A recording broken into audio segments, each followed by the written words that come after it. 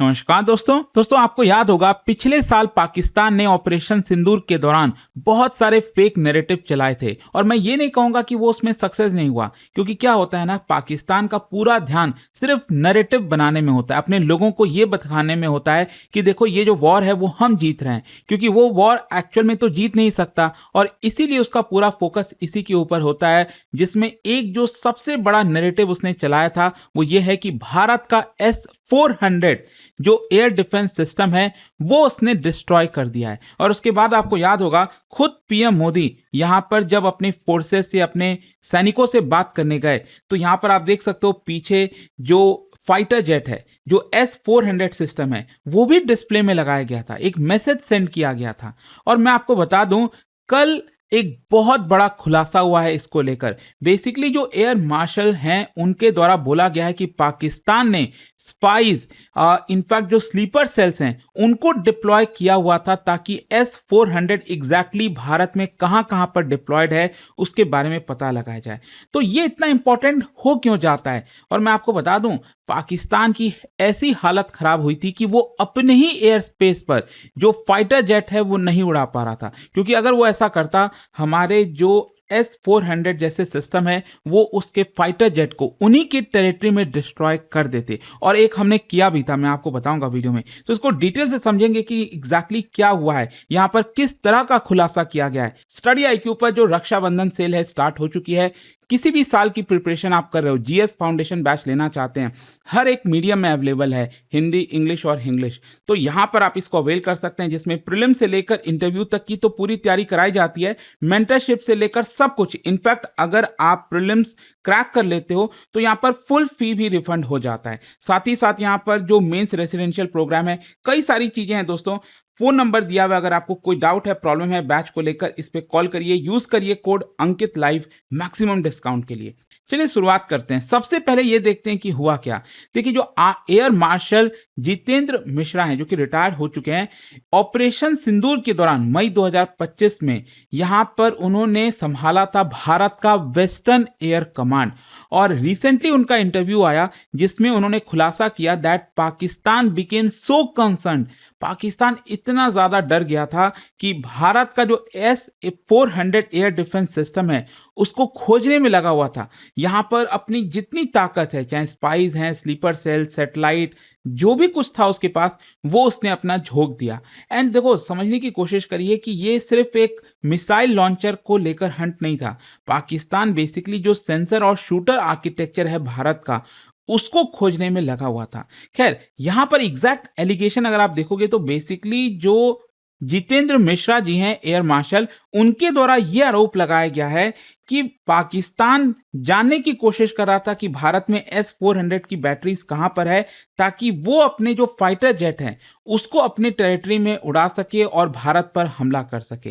खैर, अब सवाल आपके मन में यह आएगा कि पाकिस्तान इतना डेस्परेट क्यों हो गया था S-400 की लोकेशन को पता लगाने के लिए। देखिए, मैं ये नहीं कह रहा हूं कि आप S-400 को खत्म कर देते। अगर मान लो पाकिस्तान को एक बार के लिए पता चल जाता कि अमृतसर के पास S-400 तैनात है, तो अगर पता भी चल जाए तो भी पाकिस्तान के लिए आसान नहीं था कि वो उसको खत्म कर सके। मैं आपको बताऊंगा क्यों। लेकिन एक चीज समझिए, यहां पर क्या होता है ना कि जो S-400 जहां पर भी डिप्लॉय होता है, जो सामने वाली कंट्री का अटैकिंग एयरक्राफ्ट है उसका पूरा रिस्क कैलकुलेशन बदल जाता है। मैं आपको थोड़ा समझाने की कोशिश करता हूं।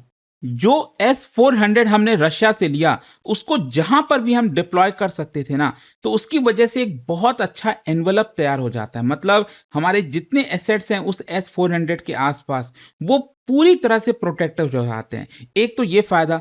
दूसरा यहां पर यह है कि पाकिस्तान को मान लो अपने ही एयर स्पेस में फाइटर जेट को उड़ाना हो तो भी वो नहीं कर सकता, क्योंकि ये long range air defence system है। मान लो 200 किलोमीटर दूर पाकिस्तान में उसका एक फाइटर जेट उड़ रहा है और S-400 यहां पर तैनात है, उसको पता लग गया, तो यहां से वो मिसाइल लॉन्च होगा और उसी के एयर स्पेस में जाकर उनके फाइटर जेट को डिस्ट्रॉय कर देगा। और कुछ वैसा ही आपको S-400 में देखने को मिलेगा। मतलब यहां पर सपोज कोई अटैकिंग एयरक्राफ्ट है, वो भारत की टेरिटरी में आना चाहता है या फिर दूर से ही भारत पर अटैक करना चाहता है, कुछ भी करना चाहता हो, यहाँ पर एयरक्राफ्ट को सबसे पहले अपने आप को बचाने की ज़रूरत है। S-400 इतना खतरनाक है क्योंकि यहाँ पर आप, जैसे मैंने आपको बताया, ये लॉन्ग रेंज है और कितने भी दूर हो आप, 200 किलोमीटर एटलीस्ट अगर आप हो, तब तो आपको आसानी से वो डिटेक्ट कर लेगा और आपको शूट डाउन कर सकता है। और इसीलिए पाकिस्तान इतना ज़्यादा परेशान हो गया था। अब सवाल ये आता है कि पाकिस्तान को स्पाइस की ज़रूरत क्यों पड़ी? जो जासूस हैं उनकी क्यों ज़रूरत पड़ी? देखो, जो सैटेलाइट है, क्योंकि अगर मान लो पाकिस्तान चाइना की मदद से अगर सैटेलाइट का भी इस्तेमाल करता, तो सैटेलाइट ज़्यादातर military bases, roads, airfields, radar installation, इन सब के बारे में पता लगा सकते हैं। लेकिन अगर मान लो कोई एक ऐसी चीज़ है जो लगातार मूव हो रही है, अभी यहाँ पर थी, 2 घंटे बाद यहाँ पहुँच गई, फिर 3 घंटे बाद इधर पहुँच गई, तो लगातार ये मूव हो रही है अगर कोई चीज़, तो उसके बारे में सैटेलाइट को भी पता लगाना मुश्किल हो जाता है। और एक्चुअली S-400 का सबसे बड़ा फ़ायदा ये है कि ये काफ़ी मोबाइल है। एक जगह अगर आपने मान लो S-400 इस्तेमाल किया, तुरंत इसको पैक करो, दूसरे जगह ले जाओ, क्योंकि ये ट्रक पर माउंटेड होता है। हम देश के कहीं पर भी, किसी भी हिस्से में ले जा सकते हैं और यही इसका सबसे बड़ा फ़ायदा है। और इसीलिए अगर आप देखोगे तो पाकिस्तान मल्टीपल इंटेलिजेंस सोर्सेस के थ्रू इसके बारे में पता लगाना चाह रहा था। यहाँ पर ह्यूमन हो गया, जैसे ह्यूमन इंटेलिजेंस जिसको कहा जाता है, इंफॉर्मेशन जहाँ पर लोग, एजेंट्स चीज़ों को पता लगाने की कोशिश करते हैं। इमेजरी जो इंटेलिजेंस होता है, सैटेलाइट वगैरह के थ्रू इमेजेस जो लिए जाते हैं, वो हो गया। सिग्नल इंटेलिजेंस, बहुत सारी चीज़ें होती हैं। और यहाँ पर जो स्पाइस की हम बात कर रहे हैं, स्लीपर सेल्स की बात कर रहे हैं, वो ह्यूमन इंटेलिजेंस के अंदर आता है। ठीक है, तो वो चीज़ पाकिस्तान ने किया। अच्छा, यहाँ पर सवाल ये कि स्लीपर सेल होता क्या है? बेसिकली ये कोवर्ट नेटवर्क होता है या फिर ग्रुप होता है जो कि इनएक्टिव होता है नॉर्मल टाइम में, लेकिन जैसे उसको कुछ इंस्ट्रक्शन दिया जाता है, तुरंत वो एक्टिव हो जाता है, उसके लिए काम करने लगता है। तो उसको हम स्लीपर सेल कहते हैं। और इंटेलिजेंस कॉन्टेक्स्ट में अगर आप देखोगे, इस तरह का जो नेटवर्क है, इसको एक्टिवेट तब किया जाता है जब इंफॉर्मेशन चाहिए, सर्वेलेंस के लिए, इस्टेब्लिशिंग कॉन्टैक्ट्स, बहुत सारी जो चीज़ें होती हैं आसपास के एरिया में, अगर उसके बारे में पता लगाना है तो स्लीपर सेल्स को एक्टिवेट किया जाता है। बट ध्यान रखिएगा, sleeper cells are not spy. Spy अलग होते हैं, वो तो प्रॉपर जासूस होते हैं, 24 आवर्स वही काम होता है, तो वो डिफरेंस आप ध्यान रखिएगा। तो S-400 को ढूंढने में स्पाई, स्लीपर सेल, सबको यहाँ पर पाकिस्तान ने डिप्लॉय कर दिया था।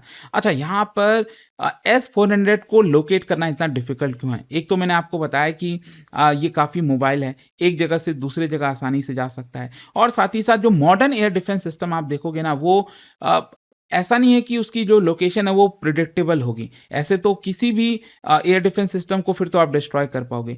यहाँ पर कंसीलमेंट, डिस्पर्शन, कैमोफ्लेज, बहुत सारे ऐसे टेक्निक्स होते हैं जिसके थ्रू जो एयर डिफेंस सिस्टम है उसको बचाया जाता है। एंड मान लो अगर पाकिस्तान को एक बार के लिए पता भी लग जाता, जैसे मैंने बताया कि अगर सपोज वो अमृतसर के पास है S-400, तो क्या इतने आसानी से पाकिस्तान इसको डिस्ट्रॉय कर देता? नहीं कर पाता, क्योंकि S-400 बेसिकली एक बड़े नेटवर्क का हिस्सा है। मॉडर्न एयर वॉरफेयर में अगर आप देखोगे तो बहुत ज़्यादा कॉम्प्लिकेटेड है। इंडियाज़ एयर डिफेंस आर्किटेक्चर में आपको इतनी सारी चीज़ें मिलेंगी, satellite surveillance, early warning system, ground based radar. तो पाकिस्तान के लिए इतना आसान नहीं होता कि वो हमारे S-400 को डिस्ट्रॉय कर सके। अच्छा, पाकिस्तान का जो रडार लॉसेस है वो इतना मैटर क्यों करता है? क्योंकि यहाँ पर जो जितेंद्र मिश्रा हैं, एयर मार्शल, जिन्होंने इंटरव्यू दिया, उन्होंने इसके बारे में भी खुलासा किया कि देखिए किस तरह से भारत ने पाकिस्तान का जो ग्राउंड बेस्ड रडार था, स्पेशली लाहौर के पास, आपको याद होगा इसके बारे में काफ़ी खबरें आई थी, उसको हमने डिस्ट्रॉय किया था। तो इसकी वजह से पाकिस्तान की जो टेरेस्ट्रियल सर्वेलेंस कैपेबिलिटी है वो काफ़ी कम हो गई थी। पाकिस्तान लगातार डिपेंड हो गया था बाकी चीज़ों पर, जैसे अवाक्स वगैरह हो गया। तो यहाँ पर आई होप आप ये चीज़ समझ पा रहे होगे, पूरा का पूरा चेन है। मतलब भारत ने पाकिस्तान की सर्वेलेंस सिस्टम को डिस्ट्रॉय किया, उसके बाद Pakistan ground based radar coverage के ऊपर डिपेंडेंसी कम हो गई। एवाक्स जो होते हैं, जो हवा में चलते हैं, प्लेन जैसे होते हैं जिसमें रडार लगा हुआ होता है, तो उसके ऊपर वो डिपेंडेंट हो गया। लेकिन अगेन S-400 इसको भी टारगेट कर सकता था, एंड इसी की वजह से पाकिस्तान को बहुत कंसर्न हो गया कि अब करें तो क्या करें। और मैं आपको एक बड़ा इंटरेस्टिंग चीज़ बताता हूँ। यहाँ पर जो मिश्रा जी हैं, जो बेसिकली एयर मार्शल, तो उन्होंने क्लेम किया है कि S-400 बैटरी ने पाकिस्तान की जो एयरबोर्न अर्ली वार्निंग एयरक्राफ्ट है, जो कि सरगोदा के एरिया में ऑपरेट कर रहा था, जो कि भारत के टेरिटरी से 314 किलोमीटर दूर है। अगेन मैं आपको इस मैप में दिखाता हूँ, ये रहा आपका लाहौर, इधर अमृतसर हो गया, इधर ऊपर पाकिस्तान में इस्लामाबाद, और यहाँ पर लाहौर से और वेस्टर्न की तरफ आप जाओगे तो ये मिलेगा आपको सरगोदा, जो कि भारत के बॉर्डर से 314 किलोमीटर दूर है।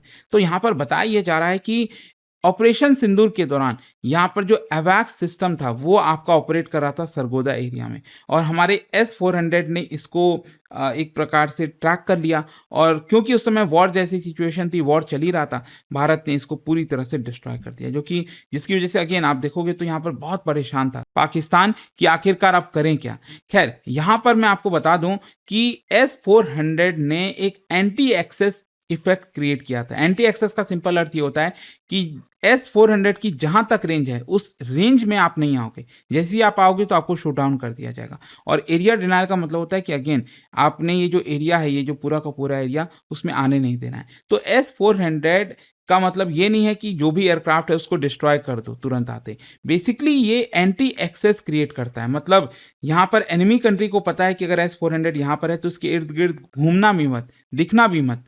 तो ये चीज़ यहाँ पर हुआ। आई होप कि आप समझ गए होंगे कि यहाँ पर जो एयर मार्शल उन्होंने क्या बड़ा खुलासा किया, और इससे अगेन एक बात की पुष्टि हो जाती है कि जो S-400 है वो कितना मायने रखता है, कितना स्ट्रांग है। और ये जो 314 किलोमीटर दूरी पर हमने इसको डिस्ट्रॉय किया था, जैसा मैंने बताया यहाँ पर सरगोदा में, तो ये अब तक के इतिहास का सबसे बड़ा अटैक आप कह सकते हो, डिस्ट्रक्शन आप कह सकते हैं, जो कि इस तरह से लॉक करके हमने इसको डिस्ट्रॉय कर दिया। तो देखते हैं अब आगे और क्या क्या खुलासे आते हैं, बट डेफिनेटली ये एक बहुत बड़ी चीज़ थी। जाने से पहले एक बहुत ही इंटरेस्टिंग क्वेश्चन, जो बैराक 8 मिसाइल है MRSAM, वो उसके बारे में 3 स्टेटमेंट दिए गए, आपको बताना है कौन सा करेक्ट है, और उसका जो राइट आंसर है आप सब जानते हैं, मेरे इंस्टाग्राम पर तो मिलेगा ही, वहाँ पर अगर आप नहीं, कोई बात नहीं, टेलीग्राम से ले सकते हैं इसका सही उत्तर। और दोस्तों जैसा मैंने आपको बताया, अगर आप UPSC की तैयारी कर रहे हैं, रक्षाबंधन सेल चल रहा है, फ्लैट 60% ऑफ इसमें आपको दिया जा रहा है सभी कोर्सेज के ऊपर। 2027 से 29 कोई भी साल की आप प्रिपरेशन कर रहे हैं, यहाँ पर मेंस, रेसिडेंशियल प्रोग्राम, मेंटरशिप, बहुत सारे फीचर्स हैं। अगर आपको कोई डाउट है, प्रॉब्लम है बैच को लेकर, ये फोन नंबर दिया है, इस पर कॉल करिए, यूज करिए कोड अंकित लाइव मैक्सिमम डिस्काउंट के लिए। स्टडी IQ IAS, आपका सिलेक्शन हमारा मिशन।